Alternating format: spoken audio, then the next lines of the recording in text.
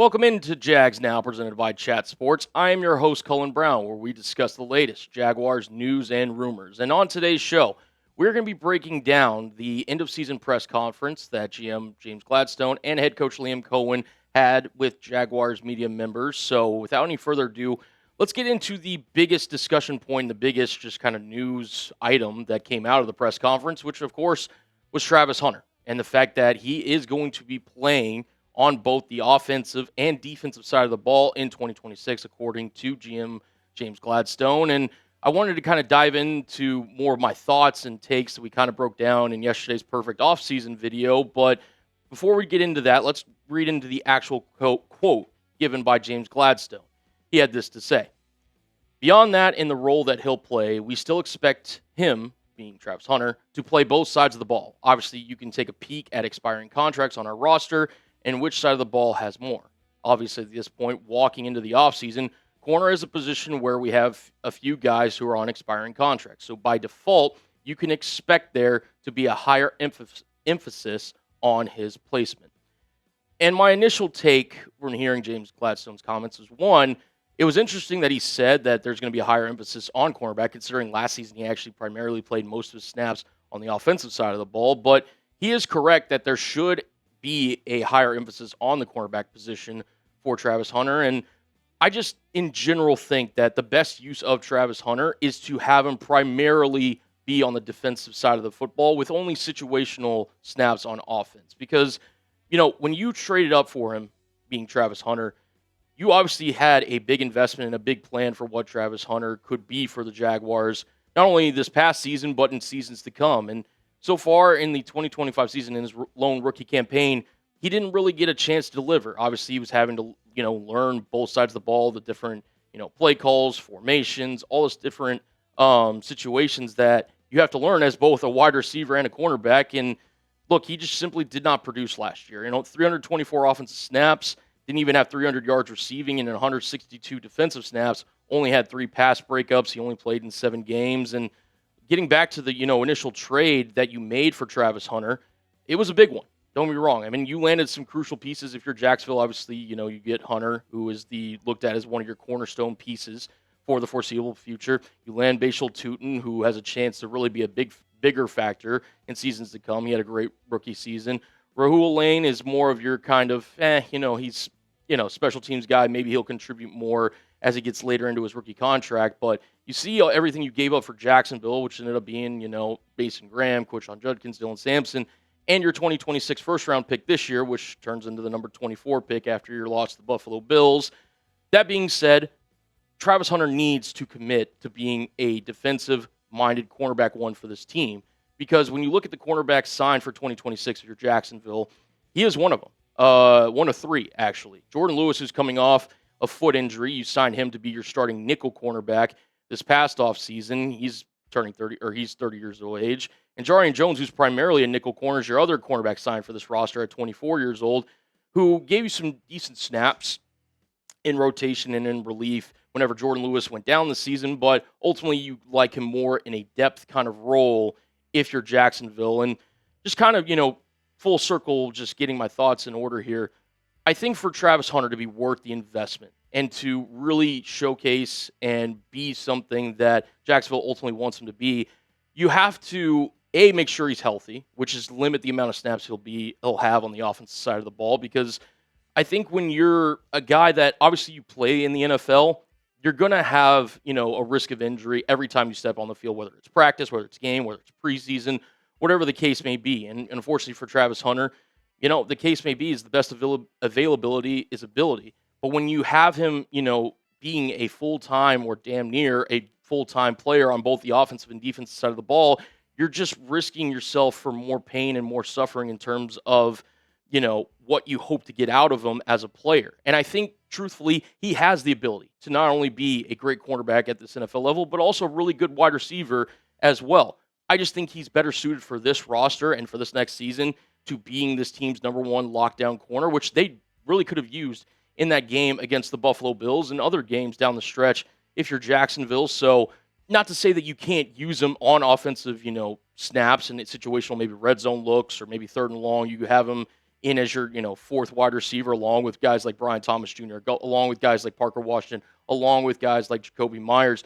You're so much more set on that side of the football that Travis Hunter, I think his best, shot at helping this team and really contributing and making an impact next year would be at the cornerback spot. So if I'm Jacksonville, that's where I would be mainly trying to focus him. I have this funny feeling that they're going to continue to try to push out this experiment in order of trying to get Hunter to be more of a dual kind of offensive defensive player like he was at Colorado, where he won the Heisman Trophy, and why there was a big reason for Jacksonville to trade up and take him at that number 2 overall pick. I just think the best, way of using Hunter would to be just have him be your best corner, train him, get him to master that position, and have him be, situationally an offensive wide receiver. That would be the best choice, in my opinion. Want to give a shout out to our most recent subscribers here on Jags Now. We are trying to grow this channel here at Chat Sports, and we've been, launching this channel a little less than 2 weeks ago, and we are growing, we are moving, and it's a credit to you guys. So shout out to our most recent subscribers: Uncle Buck, Super Mutant 2099, RBJ, Jareco, Overbanked, Henry Roblox, BOA Flicks, Howard Black, Time and the Buckeye, Chat Sports legend, and Waugh State Jags fan for subscribing to Jags Now. And listen, guys, once we hit 1K subs, we can do even more Jags videos. Listen, I'm trying to get out as much content as possible, but we're getting about 3 videos a week with some shorts, mixed in. And I'd like to be able to do more for you guys. I'd like to eventually be able to go live for you guys on a weekly basis. But to do that, we need to show the bosses here at Chat Sports that Jags Now, Duval County, is well represented in the walls of Chat Sports. And the easy way to show that, and a free way to do it, it doesn't cost you a dime or anything, is by hitting that subscribe button. We're currently at 619 subscribers. I would love to get to 1,000 subscribers by the time I walk into the office next Monday. Help me out. Hit that subscribe button for the latest Jaguars news and rumors.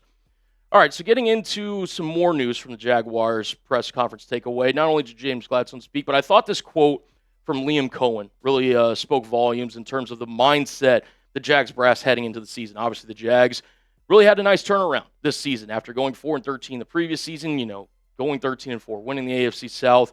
And, it's easy for a head coach and a GM not necessarily to rest on their laurels, but just to kind of be complacent in terms of, not necessarily really thinking about, okay, how do we maintain this? It's just, I love this quote from Liam Coen, and I wanted to read it for you guys and share my thoughts on it. Here's what Liam Coen had to say on the Jaguars season.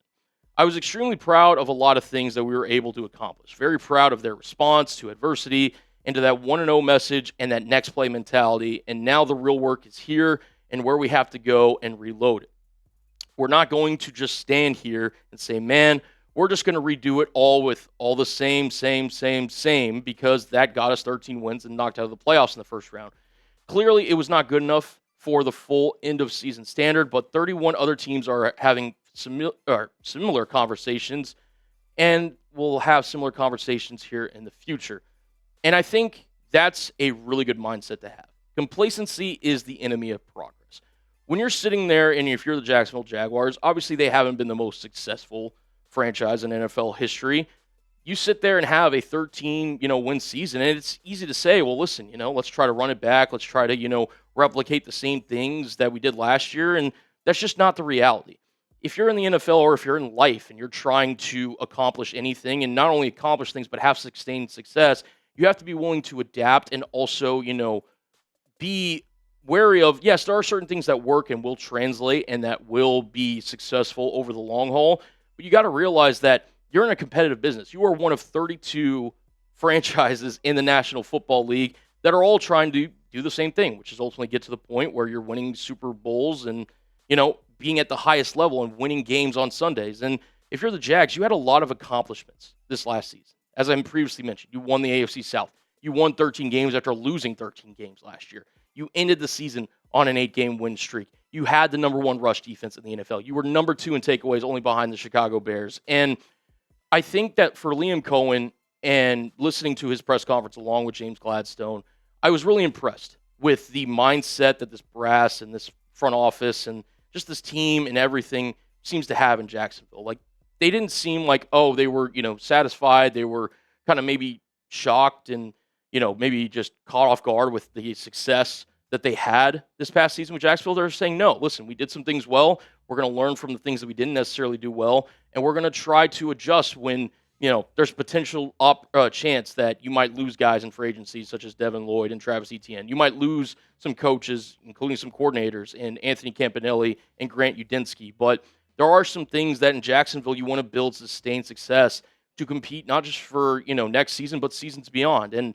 I was just really fired up listening to Liam Coen and James Gladstone. Gladstone really is just kind of that stoic, serious, has a mentality of he knows what he needs to do for such a young guy, which is really impressive to say.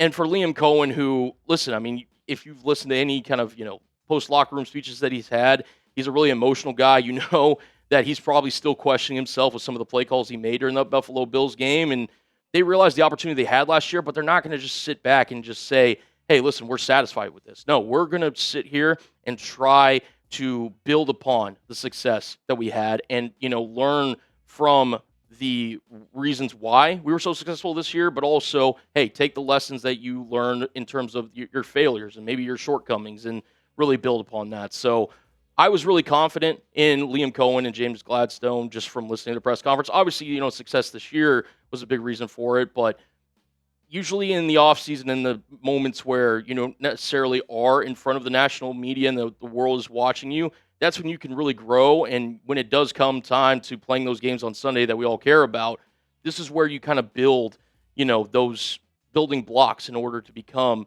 hopefully, the Jaguars team that we all hope that they can be. So I was really pleased with that, but I want to hear from you guys. Give me your confidence level in this Liam Coen, James Gladstone partnership. Scale it for me 1 to 10. If I had to rank it, again, it's only one season, so you don't want to overreact too much, but I'm at roughly about a 7.2, and I'm very, confident. I'm liking what I'm seeing from both Gladstone and Coen so far. Obviously, they still got a long way to go, and we'll see, how they respond to having this kind of level of success because, complacency is something that can creep into the mind for any human, right? But I think Gladstone and Coen both have the right head on their shoulders. I think the higher up the structure in Jacksonville is something that fans could be excited for the future, and I cannot wait to see how it unfolds. That will do it for today's episode of Jags Now. Make sure you hit that subscribe button if you enjoyed our coverage. If you made it to the end, we're doing something right. So hopefully you enjoyed today's show. And as always, Jags fans, Duval. We'll see you next time.